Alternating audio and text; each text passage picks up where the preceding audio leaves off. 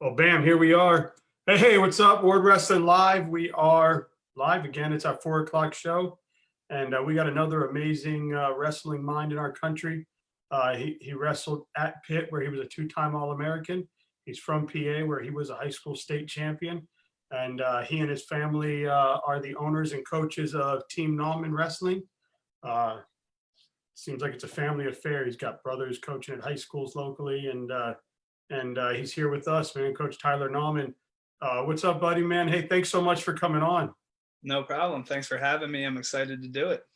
Yeah, man, an absolute honor to to meet another person, and I think I've gotten a lot of Pitt Panthers the last month so far. So good for you. Seems like you guys got a good program over there, and then PA wrestling, man. It's been cool talking to some coaches to hear the different mindset and training that goes on. But first of all, man, talk about this pandemic, man. What has it done for Team Nauman, and how are you keeping your kids ready?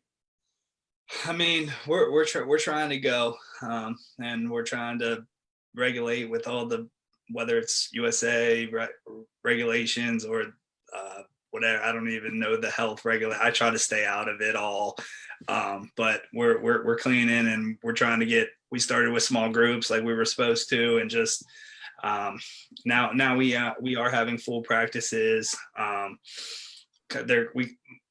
My dad and we have two locations. So I have a location in Pittsburgh. My dad and brother have a location in Harrisburg or Middletown. I went to Middletown, so and they kind of have a little bit bigger number now, but so they have like a bigger room, well, a bigger building, and they're able to split there, so they stay under the number regulation. And then mine out here, there's so many clubs in Pittsburgh. I mean, I don't think you can go literally 10 miles without hitting another club. To be honest, there's 3 clubs within a 3-mile radius where mine is. So it's so spread out that I don't have to worry about the number regulations. But it's hard, man, because some people are scared. Some people don't come because of it. So I mean, just trying to train whoever wants to be in there and do what we can right now, I guess. Oh, listen, I mean, my family is one of them. I know a lot of people that have been out there and going to camps, but my wife is hesitant still, and the kids have not been allowed out and have been allowed to go in yet. So I get it. Also, I don't know how she would think if we were in Pennsylvania, because different states, different things are occurring. Pennsylvania is right now doesn't seem to be getting hit as hard as some of the other states, or if we were out in Iowa or something, or something like that. But here in Florida, the cases are growing, and that kind of puts the fear into my wife. So they're just working out, and he and his brother are hanging out. So yeah, man, I get it. But well, I'm glad to hear that your rooms are starting to open up again. I know I spoke to I don't remember if it was Mason Beckman or Brock Hudkins or one of the other 2 clubs you have right in your area there. And they said they went somewhere where they had like a spray machine now. And you walk into the club and they hit this spray machine. Yeah, I'm not sure of a club, but I did see on Twitter that Kiski High School, which is a pretty good high school out here, that's the first time I ever seen it. They just tweeted a video of it and said that everybody should get one of these. And I was like, what is that? And then I watched it and I was like, well, why didn't we have these before, even without this thing? Like, looks pretty helpful to me. Yeah. So that's what I heard. It's like almost like your own personal mist tent, but to yeah, well, that's like for people. This one's for people. No, that was for the match. Yeah, you get the off, match. Yeah. All right, so we're talking about the same thing then. sprayed, and then Yeah, exactly. Crazy, man. Well, first of all, I know you wrestled at Pitt. Then you coached there for a little bit. You also coached at Drexel, right? And obviously working at some local clubs and things like that. We see you got the Quest shirt on. Talk about the difference of wrestling at college and then coaching at college. Kind of how were you able to adjust? I mean, to be honest with you, to me, it's similar. I mean, there is differences. Obviously, I'm not competing. It's not me. So that's a difference. But I guess just wrestling at college, like I said, it was about me. And obviously I wanted my team and my teammates to do well, but in the big scheme of things, I was trying to do the best that I could do in order to help my team do better. And then on the other side, as a coach, whether it's recruiting or coaching to make the kids better or whatever you're doing in coaching, it's the entire team, other coaches, everybody. So it's just I guess a different picture of how you look at it. But as far as like differences, I think it's the same thing because it's challenging. I mean, there's way bigger names than me out there trying to get some of the same kids that I'm trying to get if we talk recruiting. So that's challenging. And then kids are, by the time they get to college, a lot of them are how many, 18, 15 years, 13 years of wrestling. So stuff's ingrained in them. And it's, do you not change them, but do you try to implement a system, or do you just fix what they're doing, and add a little things to your system? So it's just a challenge everywhere you look, and everything you try to do. Challenge to keep the kids' grades up, keep them out of trouble. I mean, so to me, it's just that competitiveness of whether I'm wrestling and competing or, hey, I got to do the best I can coaching, helping this kid with his grades, making his single leg better, whatever it is. It's a challenge. And you were a PA state champion yourself, and then two-time All-American. So you obviously advanced far enough in the tournament to get that All-American tag. But was it always your plan to stay home, go to a Pennsylvania college, a Pittsburgh, or I honestly had no clue, and the recruiting game is not like it was today. I mean, I had like a flip phone that barely even got text messages, so it was completely different. I mean, everybody called on that first day, and I really had no clue because, as we talked about, my older brother does coach and he does wrestle, or he did wrestle, but he was also a soccer player. So not that he wasn't good, but he didn't, I would say he wasn't recruited as highly. He ended up wrestling at Shippensburg. So I wasn't really familiar with the process. We didn't have a ton of people from my school before me that went through it. So it was kind of new to me.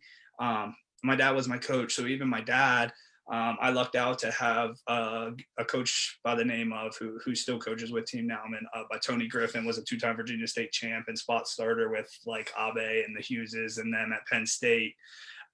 So he was able to guide me a little bit, and then just a couple of people I knew, but really I had no idea. I didn't know. I knew I wanted to go a little bit far away, but like somewhere where I could get in the car, and if I had to go home and for something, like I could. So I didn't want to go across the country to California or anything like that. But so no, I had no idea. And then one thing that did help is I had been to Pittsburgh. I had already liked Pittsburgh.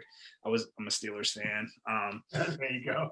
So I got out here and I fell in love with the team, and I already liked the city and fell more in love with the city. Liked the coaches, had some good partners around the weights that I thought I was going to be at. So I guess that's what did it for me. Yeah, and from some of the other guys I've talked to that well are at the program still and were there with you, they just like the fact that you were like right downtown. It was an urban like you really got that, like you were in the middle of a city. You could walk everywhere. There was transportation. It was. Yeah, which is different for me because I actually I grew up on 3 acres. The week I graduated from Pitt, my family moved across the street to a 12-acre farm. Like, so I'm not like from the sticks, but like we got a pond on our farm. I go fishing, hunting, things like that. But I think I did need a little change and have a little bit of that. And I mean, I don't live down there now, but I live in a suburb of it and I'm pretty close. So I didn't go too far. So I guess I liked it and needed that little bit of change. No, I know you mentioned Middletown, and my grandfather had a furniture store up there called Rosen's in Middletown when I was a kid, and he used to there was a local high school, I forget the name of it, that he used to give, he'd give a graduating gift to every kid in the class. And, but that was, gosh, I'm 44 now. I was probably 7. So it was a long time ago. Maybe your parents would remember it. Yeah. But yeah, so I understand. I used to go up there for camp and stuff from Florida. So we'd be out in the mountains and pretty cool. Well, Oswald, first of all, you and your brothers, I don't know if your dad is involved too, but I saw that you and your brothers have Team Nauman, We do. and um, and it looks like you guys are doing a lot of good things. I was reading some stuff where you kind of travel the country, but um, talk about Team Nauman, what you guys do, your culture, how to get in touch with you. So my dad is involved. My dad's actually the owner now. I started it, and I was actually the owner to start. Like you stated, I graduated from Pitt in 2012. From 2012 to 2013, I coached at Drexel with Coach Acevedo and Coach Schaefer. Great experience, learned a lot. Wife got a job back in Pittsburgh. I moved back to Pittsburgh. From 2013 to 2014, I coached at a high school called Bell Vernon. Upcoming program. They were pretty good. And then I was leaving there, and people were like, you got to keep doing something. So I fought it for a little bit, and I started a club.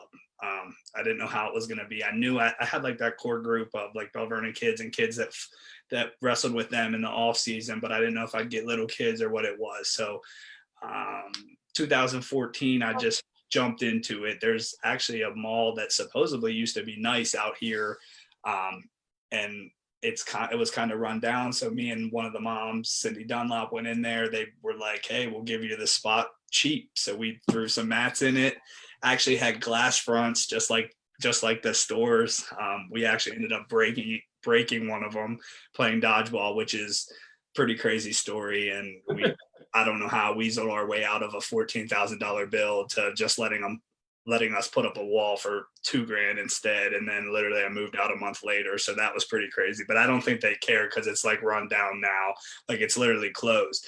But like you stated, my dad and brother still live in Middletown, or Harrisburg, and their location's there. When I started, it was just a Pittsburgh location, and that was like the preseason, end of the year 2013. And then they talked about it like in the Middletown area, there wasn't clubs. Out here, there was Quest, there's Young Guns, there's Gladiators. There's, like I said, there's clubs everywhere out here, all over the place. So it was a little scary out here, but my dad and brother, like, I guess it was scary to them because they were like, are people going to go to practice during the season and then club practice? They didn't know. Out here, it was just a thing that they do. And maybe that's why the Whitfield is considered one of the best regions in the country. But like that didn't really worry me. But then at the end of that wrestling season, so around April-ish, they opened their location, got a building, opened their location, and theirs took off. Like it was perfect. Like I said, nothing there. They threw a club there. All of a sudden, they got 80 to 100 kids knocking on the door, and they're like, "Wow!" Like, and like I said earlier, like they still, I mean, they built it. They ended up. I know there was couple winters ago, there was like a couple days that schools were closed and you couldn't practice or anything. They had rooms with over 100 people in it. Posted those pictures, but still out there. They're growing a couple now. There's a couple more. I'd say there's probably 5 or 6 clubs out there now, but it's still like it's a perfect market. So they're doing very well. Like I stated, mine's a lot smaller because of how many are out here, but we still get some quality kids from my area. And then I also started working with Jim and Mason down at Quest. And actually the beginning of last year, we started a kind of a combined Sunday thing called PON, which is PA Wrestling Network. And that has 5 or 6 clubs, I believe: Mat Factory, Gladiators, Quest, Team Nauman, All American, One Shot, which is a lot of little kids, but they have a club as well. So 6 of us, and we practice together on Sunday. So we started doing that last year, and that's doing well. But everything's good, and like you said, I'll give a lot of the credit to my brother because he puts a lot of teams together. And we always had, even before we had Team Nauman, we took teams to NHSCA duels and Disney duels. Under we were Team Griffin for a while. So a lot of people have Team Griffin gear, and actually Team Griffin and Team Nauman are the same. We just didn't actually have a club when we were Team Griffin. We kind of just took teams, and not that they didn't wrestle with us. My dad did the whole time he coached the high school, which is from the time I was a freshman in 2003 through, I mean, he's still coaching high schools today. We did so 2003 to when 2014, we kind of just did Team Griffin teams, and had a lot of kids. Like, he ran an open room, and it wasn't really a club. Like, nobody paid or anything. We just had 2 days a week open room for Middletown wrestling. And then we started getting pretty good. So other kids started coming. And then all of a sudden, like, it was kind of a club, but it wasn't. Like, people gave like a little donation here and there because like we did all the tournaments and stuff, but like nobody was paying $50 a month or $100 a month or anything like that. So Danny does, my brother's name is Danny. He does a really good job. Teams everywhere, whether it's little kids VAC, Wildwood duels, NHSCA duels for all divisions, Disney duels, you name it, we're pretty much at it. And we get contacted all over, or by people from all over. Hey, bring your team, and we try to get as many as we can. So we are out, and I know you and I spoke off air, but we try to take as many as we can to fill all the teams we can, and then obviously with how many we take, there's weights we don't have enough of. So we do reach out, and we have kids wrestle from that we don't know from everywhere. So we get to meet a lot of people, and it's a good thing. That's awesome. And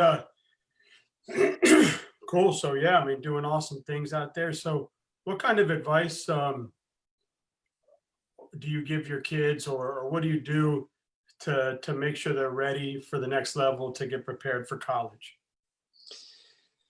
To be honest, we preach and mess with our kids so much. We preach confidence, and like, just whether you're going to grab a hold of my dad, who's one of the strongest human beings I've ever wrestled, and you're 45 pounds, or you're going to grab a hold of, we had Clayton Early, who was ranked nationally in the Harrisburg room all the time. You're going to grab a hold of him, and maybe you're not as good, but you should always think that you're going to beat this guy that go.